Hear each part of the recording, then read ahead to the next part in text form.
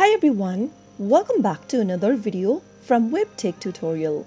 In this video, we are going to be learning how to check your Halifax account's balance. Whether you're at home or on the go, Halifax offers a convenient way to keep track of your finances. If you want to check your balance on Halifax, then the process is quite easy. To do so, you can use the online banking website for Halifax or simply download the Halifax mobile banking application on your mobile device. In this video, we are going to open up a web browser. Inside the URL box, type in halifax.co.uk and press enter. This will now take you to the official website for Halifax. Click on the sign in button at the top right hand corner. Enter your username and password for your online banking account. You can also register for a new online banking account if you don't have an account yet.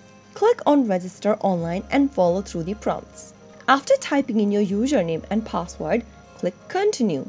And once logged in, navigate to the account summary or dashboard section and your account balance will be prominently displayed on the screen along with recent transactions. So that was how you can easily check your Halifax balance. If you found the video to be helpful, go ahead and give us a thumbs up. Don't forget to subscribe to our channel by hitting the subscribe button.